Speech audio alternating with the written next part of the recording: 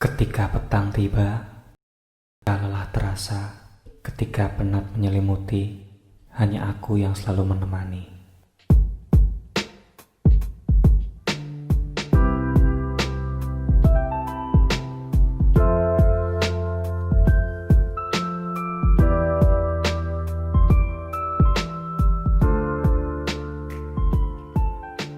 Assalamualaikum warahmatullahi wabarakatuh. Selamat malam semuanya. Ketemu lagi dengan saya pada kesempatan malam ini, kesempatan rileks. Tentunya akan menemani kamu menghantarkan tidur atau istirahat sambil sharing informasi dengan topik yang akan saya bahas.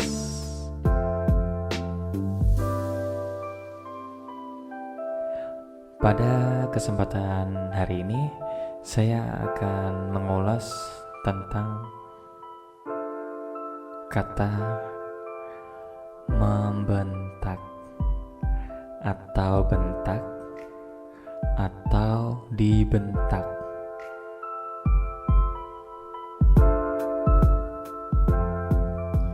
Sebelum kita ulas tentang dua kata tadi, dibentak atau membentak, pernah gak kamu ada di posisi itu? Kamu pernah ada di posisi sedang membentak seseorang, atau kamu ada di posisi sedang dibentak seseorang? Bagaimana sih rasanya? Enak? Takut? Gelisah? Bimbang? Atau pengen marah?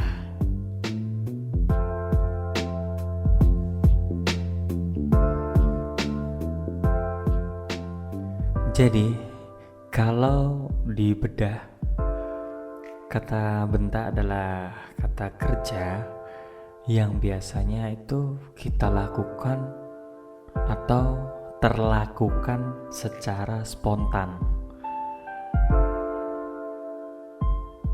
dengan situasi tertentu. Tapi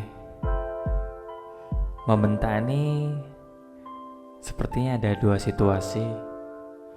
Yang pertama adalah membentak di situasi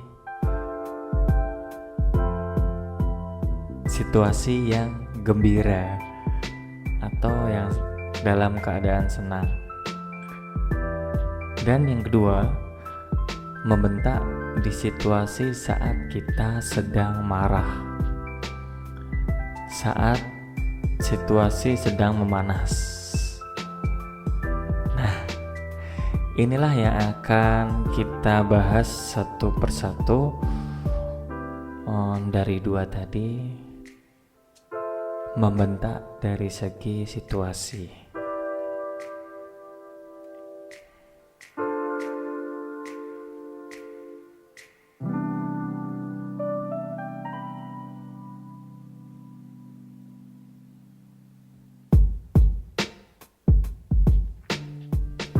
Yang pertama yang akan kita bahas yaitu membentak pada situasi yang gembira atau dalam keadaan senang. Ada satu contoh, misalkan kita lagi sedang berkumpul dengan teman-teman, tiba-tiba salah satu teman mengeluarkan suara dengan keras, atau mungkin dengan satu kata saja, "Hei, ayo," dengan nada yang tinggi. Tetapi situasinya lagi happy, lagi gembira, lu lagi santai, lu lagi bahagia. Membentak di situasi seperti ini itu adalah akan memberikan energi pada lawan bicaramu, pada temanmu, karena kamu seperti mengajak atau kamu seperti diajak untuk berbagi kesenangan, untuk berbagi keceriaan. Dalam situasi yang sedang happy, memang terkadang gaya anak muda sekarang dalam berkomunikasi memang sering mengeluarkan kata dengan nada tinggi. Ya kalau diartikan itu memang membentak. Tapi ingat, membentak dalam hal ini efek psikologinya adalah ada energi positif yang ingin disalurkan, yang ingin ditransfer dari satu orang ke orang lain atau satu orang ke banyak orang lain. Jadi itulah sisi dari nilai positif membentak pada situasi yang sedang senang.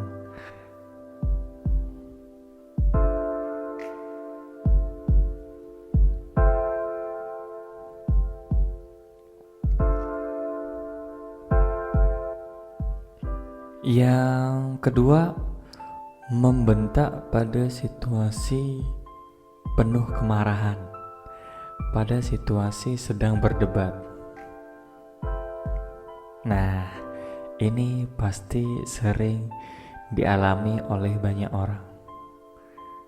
Karena untuk memahami suatu masalah, respon daripada diri kita pasti benar-benar berbeda antara satu orang dengan orang lain.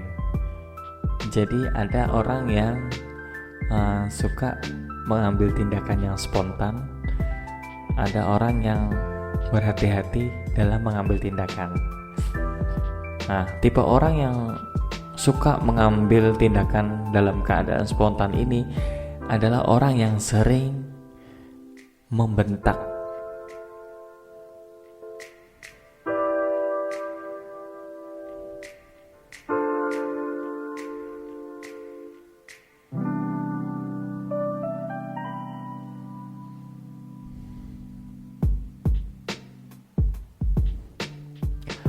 Membentak atau dibentak dalam situasi debat ataupun situasi penuh kemarahan itu secara langsung akan mentransfer energi negatif dari satu orang ke orang lain.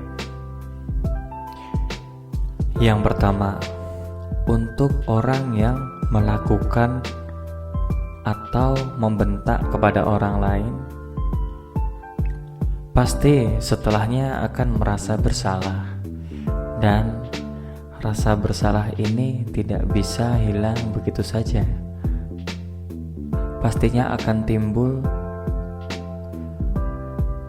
komunikasi yang kurang baik dari sebelum-sebelumnya. Nah, bagaimana dengan orang yang dibentak? Orang yang dibentak akan merasakan tekanan yang teramat dalam, akan merasakan tersakiti yang teramat dalam. Apalagi pada situasi seperti ini, orang akan menjadi kaget dan menjadi lebih menggunakan perasaannya untuk menghadapi situasi. Orang yang dibentak tentunya akan menjadi lebih mendendam, akan menggerutu di dalam hati.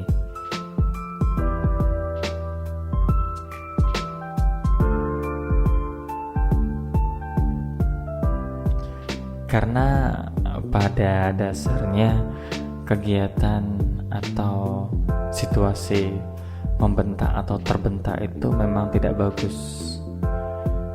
Jadi hal itu bisa membuat orang trauma untuk bertemu dengan kita, untuk bekerja sama lagi dengan kita, atau bahkan untuk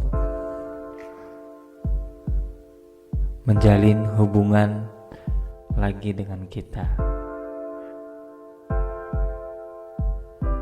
Nah, bagaimana caranya agar kita tidak melakukan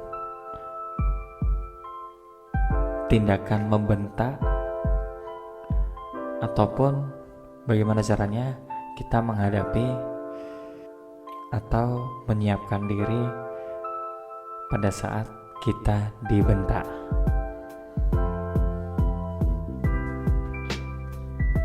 Yang pertama, pada saat berbicara,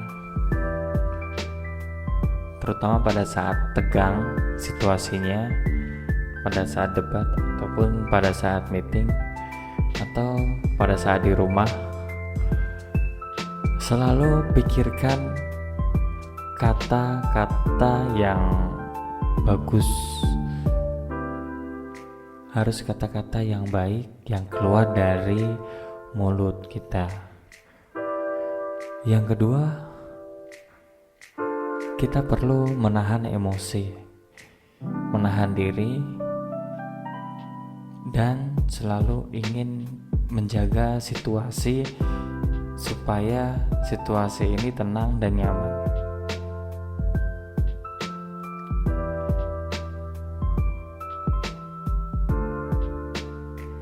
Ini latihan, ya. Memang kita harus melatih diri kita sendiri agar tidak terjadi situasi tegang, agar tidak terjadi kita membentak orang, agar satu, komunikasi kita dengan orang lain tetap terjalin dengan baik. Kemudian bagaimana jika kita ada di situasi kita yang dibentak?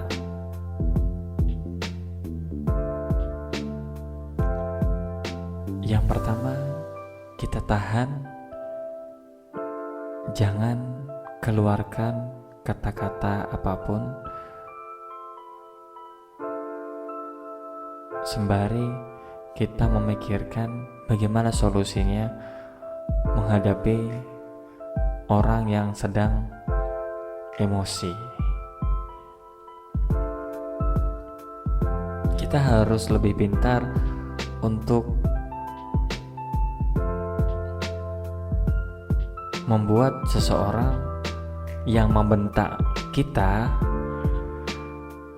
menurunkan emosinya agar menjadi lebih tenang. Jadi, kalau kita sedang dibentak,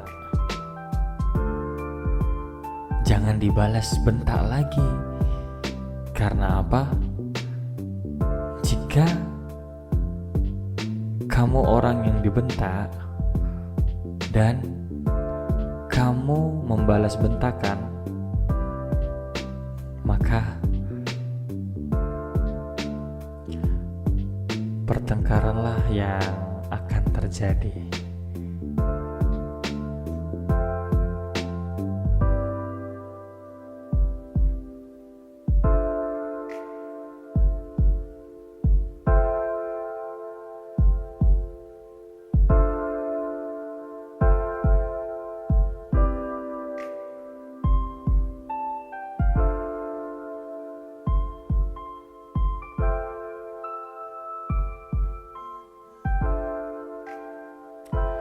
Baik, mungkin sampai di sini saja tema yang kita bahas. Nanti kita bisa bahas tema-tema yang lainnya, ataupun kita bisa sharing tentang pengalaman. Silahkan tulis di kolom komentar.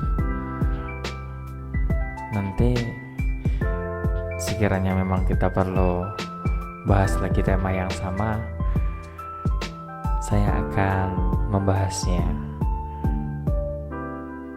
Cukup sekian. Terima kasih. Selamat malam. Selamat beristirahat. Wassalamualaikum warahmatullahi wabarakatuh.